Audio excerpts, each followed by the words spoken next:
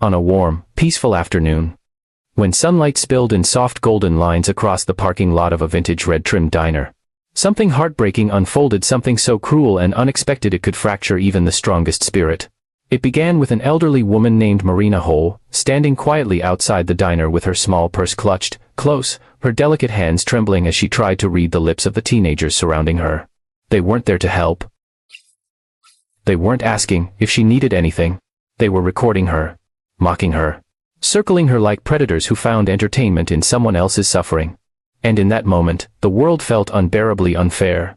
Before we go further, if you believe in compassion, empathy, and the power of second chances, please like, comment, share, and subscribe to Stories of Kindness, because stories like this deserve to be heard. Marina had come to the diner alone that day, just as she always did. At 83, gentle and soft-spoken, she had lost her hearing years earlier to a sudden illness. She lived alone in a tiny apartment filled with faded photographs and quiet memories. Every afternoon, she visited the same diner not for the food, but for the feeling. She loved watching life bustle around her. The laughter, the families, the simple moments she could still feel even if she could no longer hear them. It reminded her she wasn't completely alone. But today, the laughter wasn't warm. It wasn't kind. The teens who approached her, led by a boy named Troy Maddox, loud in voice but empty in character, were searching for amusement. They filmed her with their phones, exaggerating their lip movements so she would misread them, clapping behind her head to see if she'd react, stealing her napkin, pretending she dropped things she never touched. Marina could see enough in their faces to understand she was being mocked, but the words were lost. Their cruelty was as sharp as knives carved from silence. She tried to step away. She tried to tell them she couldn't hear. But Troy moved in front of her, holding up a fake microphone he used for his online pranks. His friends burst into laughter as they filmed her frightened expression.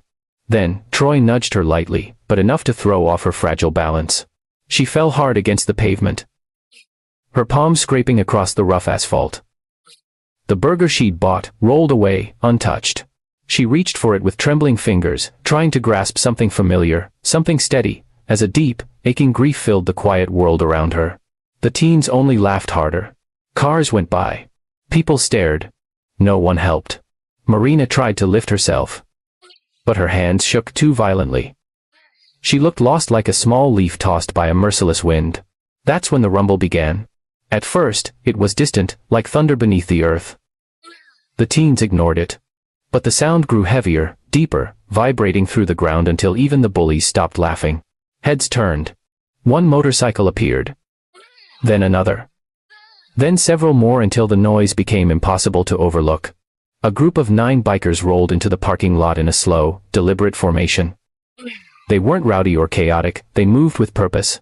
Like a wall of steel and resolve. Their vests read, Guardians of Solace. A local group known for helping elderly residents, veterans, and vulnerable people who lived alone. Leading them was a towering man with a white beard braided at the end. Rogan Vale.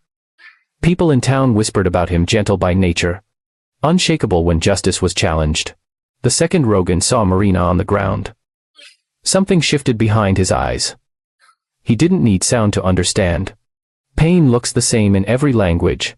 Disrespect looks even uglier. He cut off his engine and walked forward with a quiet fury that made the air feel heavier. His boots thudded softly against the pavement as he approached, his shadow stretching over Troy and his friends like a warning carved from sunlight. The other bikers fanned out behind him, forming a protective half-circle around Marina. Troy opened his mouth, trying to laugh it off, but his voice cracked. Before he could explain, Rogan crouched beside Marina with surprising tenderness. He placed a steady hand behind her back, helping her sit up, and gently retrieved her fallen burger as if it were something precious. Marina looked up first, confused, then relieved, and then simply grateful. She felt seen, maybe for the first time in years. Rogan's anger wasn't at her. It was for her. He rose slowly and fixed his gaze on the teens. He didn't shout. He didn't threaten. The silence itself was enough. Their phones lowered, shame replacing their false bravado. Rogan signaled to a woman in the group, Kira Vale, who gently helped Marina to her feet. Kira signed slowly and clearly, telling her she was safe now. For the first time in a long while, Marina felt protected. The bikers remained quiet, standing like 9 immovable pillars of dignity. Sometimes the strongest form of justice is the one delivered without a single word. The teens backed away, step by step, their cruelty crumbling under the weight of true strength. They disappeared in silence. Rogan escorted Marina inside the diner. The staff, who had watched in fear, quickly brought warm drinks and a fresh meal. Kira stayed with Marina, signing comforting words. Rogan stood near the entrance like a sentinel until Marina's smile finally returned, soft, grateful, and a little stronger. As she finished her meal, Marina reached for Rogan's hand. She couldn't hear his voice, but she could read his lips well enough to understand the quiet promise he made. You are not alone. Kindness is still louder than cruelty.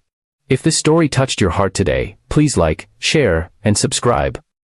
Stories like this remind us that even in broad daylight, even in busy places, humanity can choose to shine.